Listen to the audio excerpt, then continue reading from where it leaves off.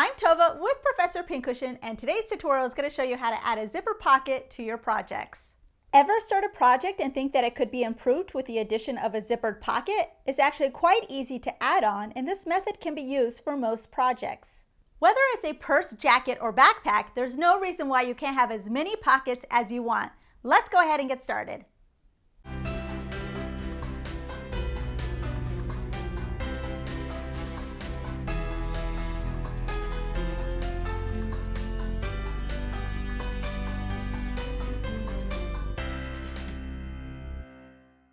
The first thing I'm going to do is cut out a piece for my pocket. So that's what this fabric is. The width is going to be 2 inches longer than your zipper. And I'm talking about the zipper teeth, not the zipper tape. So this is a 7-inch zipper, so I made this 9 inches. The length is going to depend on how deep you want the pocket to be when it's finished. So let's say I want a 4-inch pocket. I'm going to double that and make this about 8 inches. Cut out an identical piece to this and some interfacing. I'm just using a fusible interfacing, and you want to make sure it's a lightweight or featherweight because we don't want to make our pocket too stiff, but you want to give it a little bit of stability. So you're applying the fusible interfacing to the wrong side of your fabric if you have an obvious wrong side, and the side with the glue bubbles goes towards that wrong side. I have my iron heating up, and I'm just going to put a press cloth just to kind of protect everything.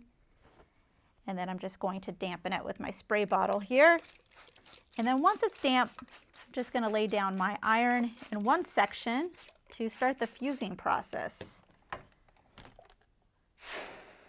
So you hear it sizzle. So I'm just going to leave it here for a few seconds, about 5 seconds, then carefully lift it up and move it to the next section until the whole thing is fused to the wrong side of your pocket. Flip your pocket over to the wrong side so you're looking at the interfacing, and you're going to grab a straight ruler and your fabric marker and draw some lines. So from the top of my pocket piece, so this was the width and this was the length, so I'm going 1 inch down here, I'm drawing a straight line across, then I'm measuring 3/8 of an inch and drawing this bottom line here.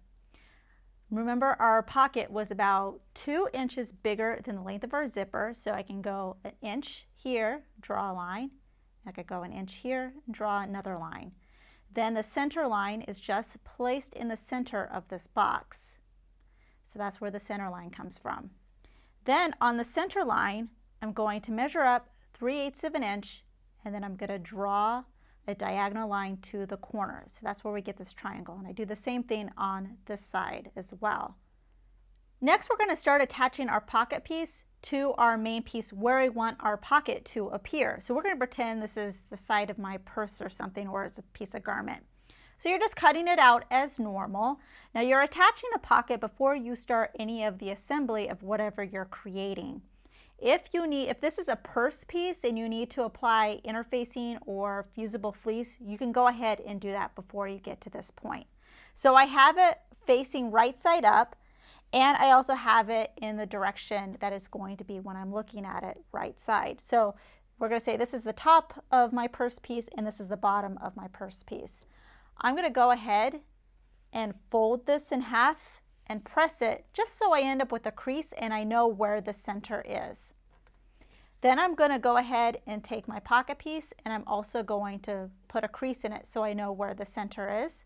And you're just going to imagine, if this is where the zipper is, where do you want it on your fabric piece? So I'm lining up the center with the center line, but I can put it a little bit lower, I could put it a little bit higher.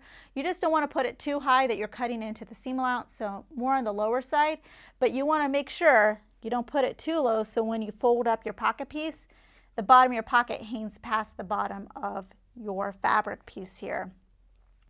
So if you have that in mind, you can really place it wherever you want, and I'm just going to center it and then just put in some pins to kind of hold it into place. We're going to take it to our sewing machine and we're going to sew the outside box that we have for our lines here. So I'm starting here, not here, but here. I'm going to sew along this line, cut across this line here, do the bottom line, and then this line up here. I'm just doing a regular length straight stitch When I get to the corner, I'm just going to pivot, and I'll show you how I do that now that I'm getting close to it. So once I get pretty close, I'm just gonna put my needle down into my fabric, lift the foot, and then just pivot it, and then I can continue sewing. You can see my black stitch line making the box. Next, I'm going to take my scissors and I'm going to cut along the center line here. When I get to the corner of the triangle or the tip of the triangle, I'm then going to cut on the diagonal line to the corner here. You want to get as close to the corner as possible, but be careful that you don't actually cut into your stitches. So here's the center line cut, and then on each side, you can see my triangle is cut just like this, but it's still attached on the end here. To prep for flipping this pocket piece to the other side of my fabric piece, I'm going to do a little bit of understitching. So I'm taking this top edge of my pocket and I'm folding it over, so I'm folding it right on my black stitch line here.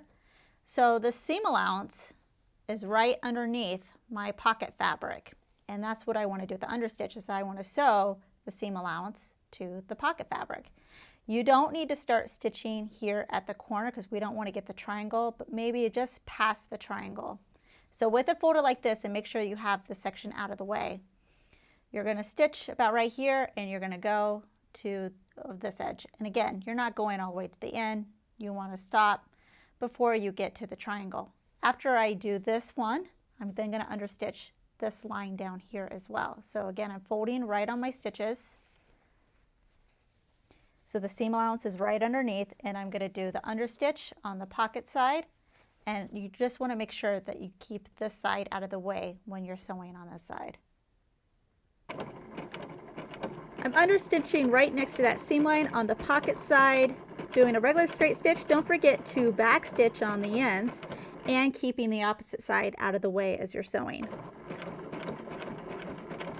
Now you're going to take all this pocket piece and you're going to put it through this opening. So everything, the sides, the top, the bottom. So it all ends up on the wrong side of our fabric piece, and then you're going to press it. Take your zipper, and you can either do this at your sewing machine or do it by hand. You're just going to do a few straight stitches along the bottom of the zipper. That's just going to hold the zipper tape together. So I would just do it about 1/4 of an inch away from the stop down here. And then you're going to do the same thing up here as well. Now, because the head kind of makes it spread out like this, or the zipper tab, you can just unzip it just a little bit to make it easier, so you can bring it together and then do a few stitches. The ends have been stitched together like this. It just makes it a little bit more manageable. And I'm looking at the right side of the area that I want to have my zipper. So if I was to flip this over, you can see my pocket piece is all on the back side. I'm going to go ahead and put my zipper. So you're actually looking at it through the opening. So I'm going to make sure that it's centered, so it's not crooked here. Once you have it looking pretty good and centered, go ahead and put in a few straight pins just to hold your zipper into place. Do a top stitch around the whole perimeter of your zipper. You may want to switch to a zipper foot for this part. And you can see I'm getting right next to that folded edge of my main fabric. I'm just getting really close to it. I'm just doing a regular straight stitch for this part. This is what it's going to look like on the right side. So you can see my top stitch in the black. You obviously want to use a matching thread color to your fabric. That way, if you're a little bit less than perfect and you're stitching your top stitch, it's not going to be as obvious. But now we're going to finish the rest of the pocket. So you're going to take this, flip it over, take your pocket edge, and you're going to bring it up to the other edge. So you're basically folding your pocket in half. You're going to stitch on 3 sides. You don't need to stitch on the folded side because it's already finished. So I'm going to do a 1/4 inch seam allowance. I'm going to sew here from one of the folded edges.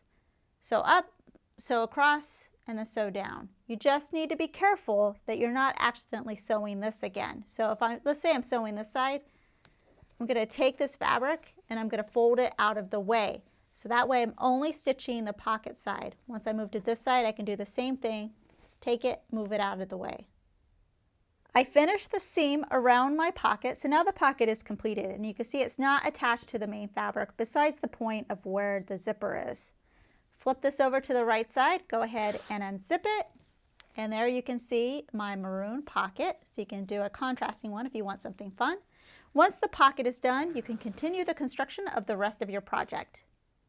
We hope you enjoyed this tutorial. Please subscribe to get notified of our weekly releases. Also check out ProfessorPincushion.com to view our complete library with well over 350 sewing tutorials. If you would like to directly support us, you can check out our Patreon campaign and earn some exclusive perks. Thanks for watching.